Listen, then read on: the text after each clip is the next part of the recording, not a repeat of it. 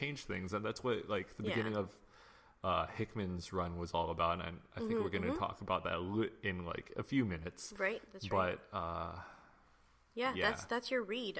He's the daddy of the group, I would say. He's the daddy. He's the daddy. He says, "Come on, family, let's go over here. I just discovered this thing, family vacation." Exactly. In the negative zone. Oh God, we're not going to Disney, are we?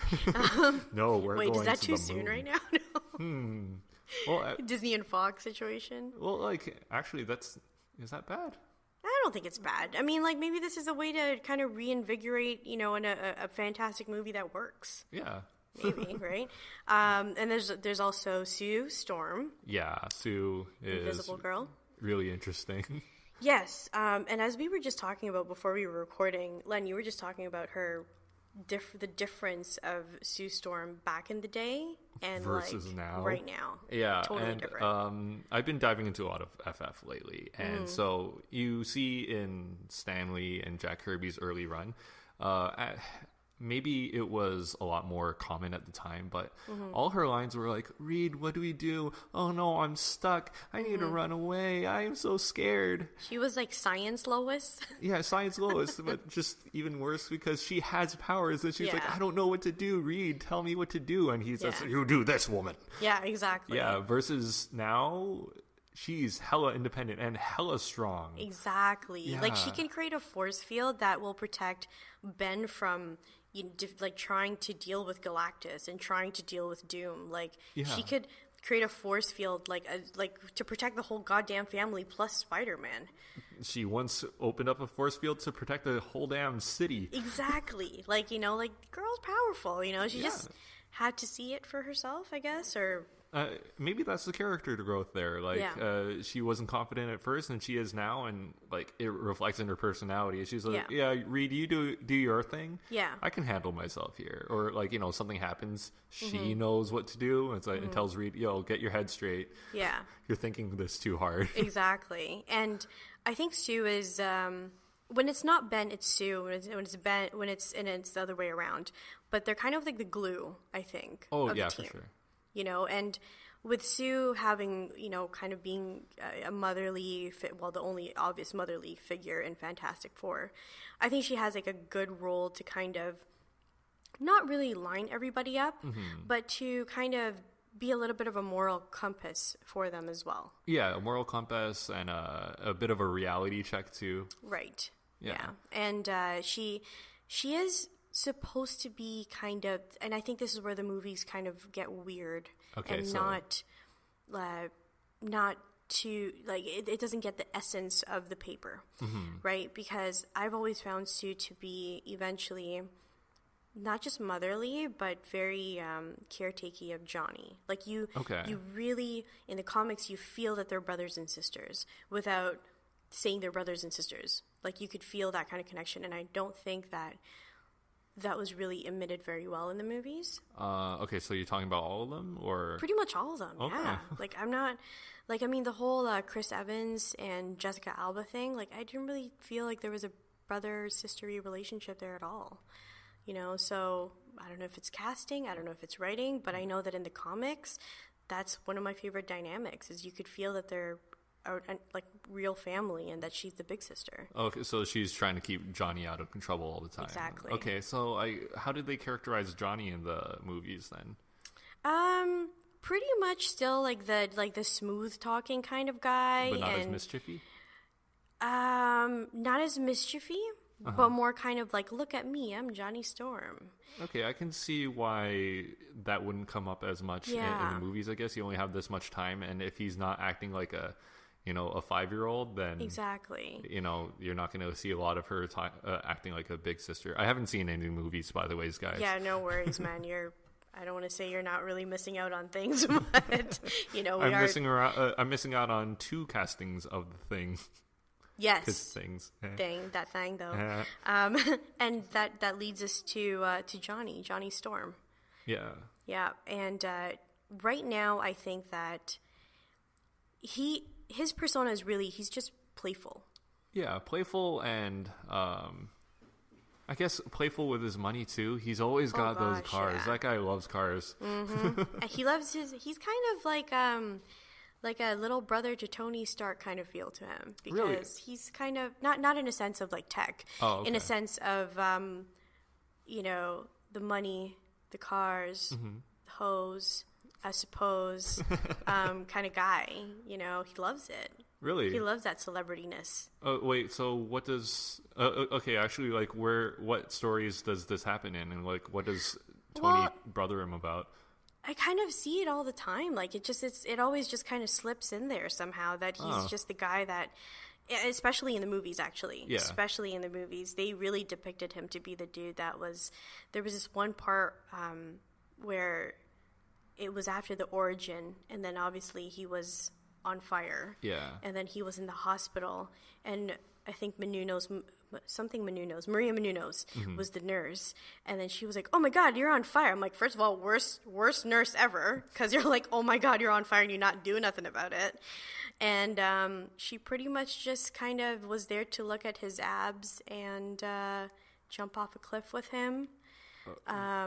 To skydive or something like that. It was a very long time ago. But she knew that she was going to fly. Oh, right? For sure. Oh, okay, good. Oh, for sure. Like, I don't know. Like, he's just like a playboyish kind of type in movies. I'm imagining it's like, "Hey, baby, you want to commit suicide with me?" "Oh, yes, let's go." I'm so down.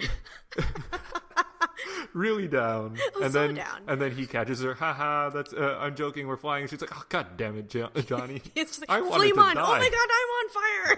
Like, yeah, now I'm in pain and alive. Just drop me already. She's like falling down and on fire at the same time. Yeah, and he let her down from higher. From higher, exactly. From space. So that's Johnny. That's Johnny. And he plays the little brother to, I think, everybody. Like, I don't think he's ever had like a really big brothery kind of moment. I guess he's had uncle moments with the Future Foundation. Yeah. And then, of course, Ben, my beloved Ben, my favorite guy. And Sam Noir, actually, let me thank you, because you gave me the little sketch of the thing that he gave to me yesterday. So that was really, really cute. Ooh. And also Loch Nien for giving me that print as well. So people know I love Ben Grimm. Like, why do you love him so much? Because he's so cute. No, I'm just... He is kind of cute, actually.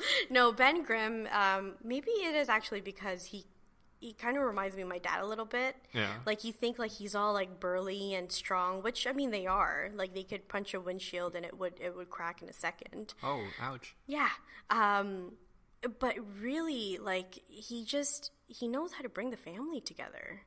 Go on. He's like he's like soft rocks for me. Yeah. I think especially with like the Marvel 2-in-1 run, mind you, okay, my favorite thing, actually what got me to really, really love the Thing is his battles with the Hulk.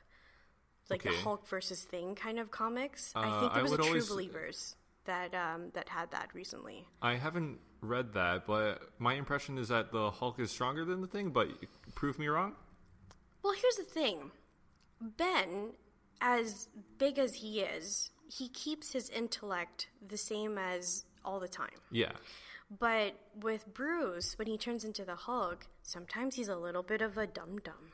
A little bit. He's trying his best. He is trying his best. But mind you, like, his first few tries in being the Hulk, he was not the sharpest green tool in the shed. Oh, and so the Thing is using a bit of intellect against him as well. Mm-hmm. Oh my gosh, but it's so cheesy. Let me tell you, like it's so fun to. I'm gonna lend you that copy because it's really funny. Okay, yes, please. Yes, it's a Hulk versus Thing, and they're just bashing each other all throughout Manhattan.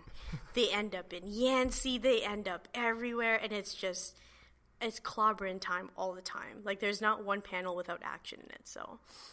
That was a really good one. But like, does he also remind you of your dad in that like Ben's constant conflict is being treated like a thing, like he's a monster. Like you can really see it in the first few issues. It's like, oh hey, we want to take pictures of this Fantastic Four, but not you, Ben. That's so mean. No, I know. No, my dad's not like that. My dad's pretty cute. Okay, good. Yeah. But. There was Ben's Ben's actual first girlfriend before Alicia. And I remember it was I'm pretty sure this was the one in the movie where he was in a payphone with like a trench coat, because that's how you hide yourself from being a rock monster. You put on like a triple XL or quadruple XL trench coat. Yeah, if you weren't a rock monster, wearing just briefs and a trench coat would get you in trouble. Blue briefs at that. Blue with briefs. A huge 4 on it. And his I guess wife or girlfriend, I really forget her name right now, but she was just horrified of him. Oh. And it was kind of like, dude, like, that was your homie. Like, that was your other half, and he's not at a good place right now. And your first reaction was, oh God, you look horrible. It's like, how would you, like, I mean, we have other halves if they were kind of not in their best time and they had the flu or something, or they had chicken pox and they did not look very well. Our first thing is not going to be like, oh God, look, you're hideous. When fanny packs are kind of in style now, and so I started trying to wear that, but April tells me like straight up, is like, you look stupid. April, give it a chance. Then you don't have to hold his wallet for him. Yeah. Just give it a chance. I just want a purse. Just a Merce. Yeah, but just one that's acceptable for guys to have. Why not, man? I'm down. And Ben, I really especially love him in the Marvel 2-in-1s because, especially with like the run that's happening right now, because he really does hold him and Johnny together. Yeah. As much as he can, and as much as they bicker. As much as they bicker, like the two, big brother and little brother in a Dodge Caravan at the back of, Sue and Johnny, just like, shut up over there kind of thing. But yeah, no, Ben's my dude. I don't have, I think it's a whole podcast that I would have to spend just talking about him. It would, if people didn't know it was about Ben, and it's like, we're talking about the thing. That sounds really ambiguous. It's just like, what thing? Which thing are you talking about? The thing. The thing. Capital T, capital T. Yeah, and the dysfunctional functional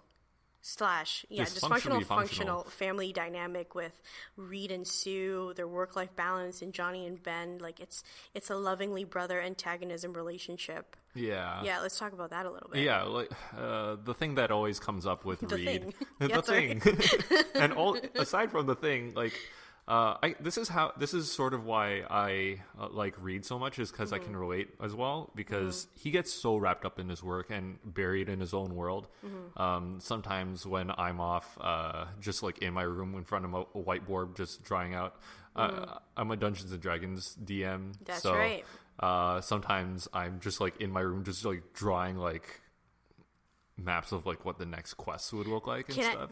By the way, can I just say that the first time Kenya mentioned you to me, he was like my dungeon master, Len, and I was like, what the hell does that guy look like? Like, I didn't know anything about D&D at that time. So you just imagined that all the time I'm wearing a leather mask with a zipper on the mouth. Yeah, I was totally like, dude, you're friends with some kinky people, Yeah, and then now I know. But anyway, tell the story. But like, not only that, but like, sometimes I'm like wrapped up in my own like work and forget about everything else. And Sue's just there. Well, initially when she was written very needy, it was, oh no, I need you so and stuff. Needy. But now she's more like, yeah, I need you, but also like calm the hell down. Yeah, and that's how they're so dysfunctionally functional. That like, she always brings them down to earth.